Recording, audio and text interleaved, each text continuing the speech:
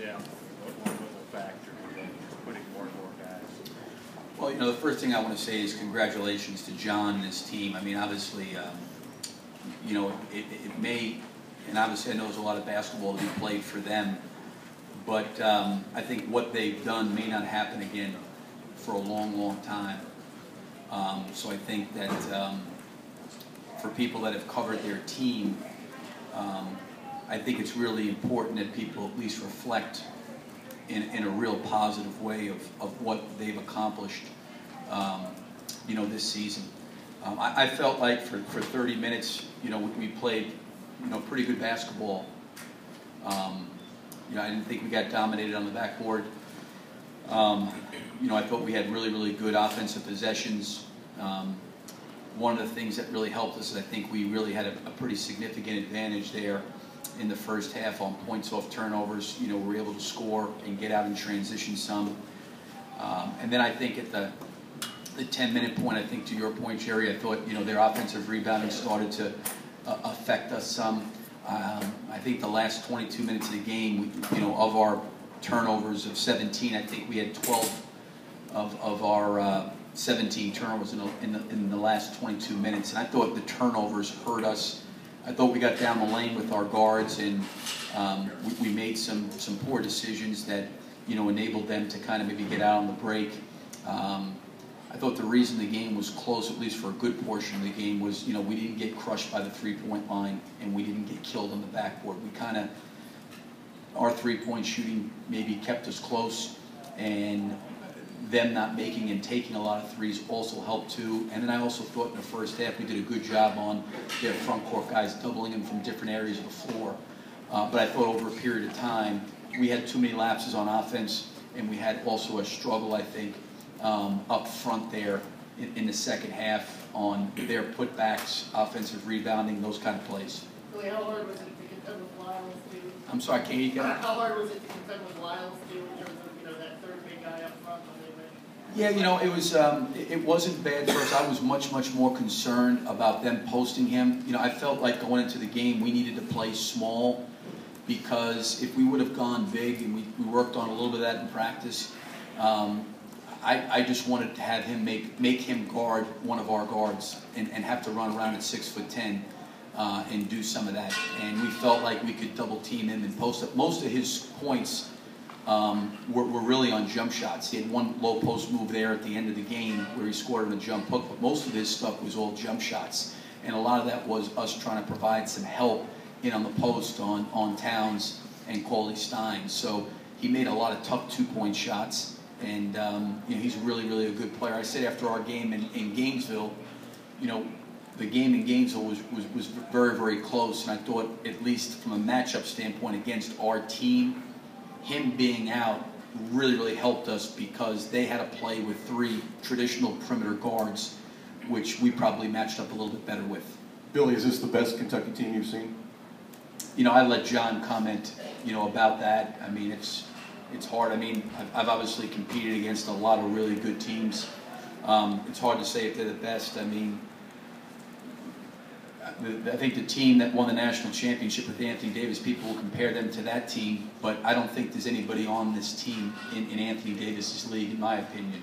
They've got outstanding talent, and they're really good players, don't get me wrong. But John's probably better, because I think when you look at a team, so much of the team is based on chemistry, how connected they are, how they play for each other, share the ball, all those kind of things. I think this team definitely does it, but John's got more of an internal insight into how he would rank his teams from a coaching perspective. Billy, scoring-wise, is that about what you like from Casey every game? Well, he did a nice job finishing at the basket. The one thing I didn't like is obviously the 4 turnovers. I thought he got deep a couple times and tried to make some plays that weren't there. And it hurt us, but also some of those drives in the first half really helped us. So hopefully it's something he can learn from and grow from and get better at. Michael was obviously limited today, but how do you think he did? I didn't have any expectation on him. I wanted to put him out there. He wanted to play. I think he was very rusty. I think his rhythm, his timing was really off. And in fairness to him, I just don't, I appreciate him playing, but when you miss a month of practice, and he practiced on Thursday, and Didn't feel like he could practice yesterday. He didn't do anything yesterday. So I didn't even know if he was going to play today. But it's hard for me to have an expectation on him. And he pulled himself out of the game. I think his ankle was bothering him. But I think he did the very best he could today.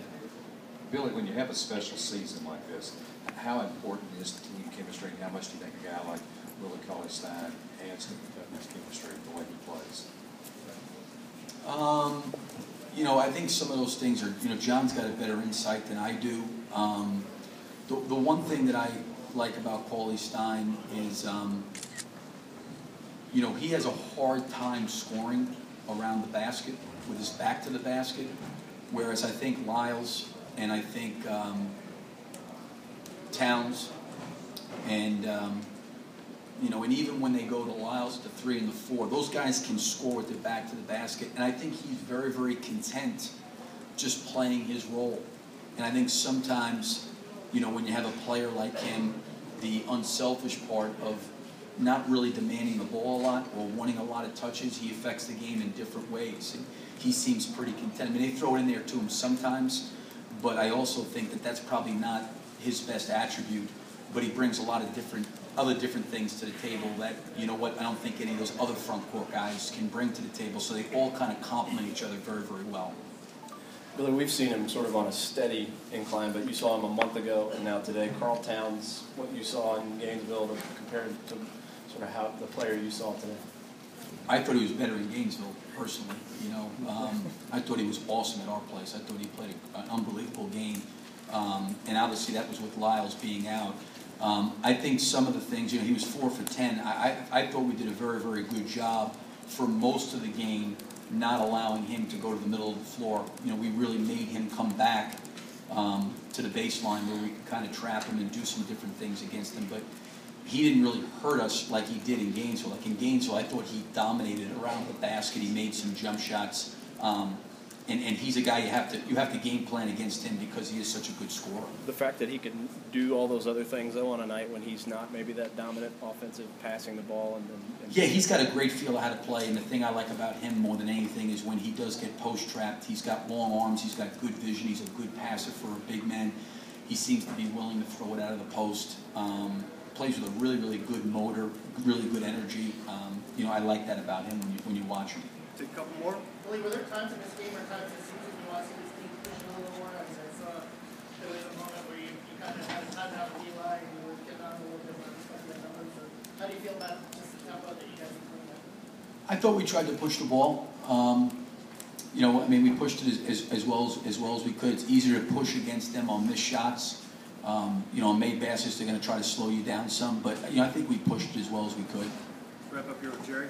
Billy, you said that it may be a long, long time before we see something like this again. Is it parity? What do you see that makes it unlikely that we'll see something like this for a long time?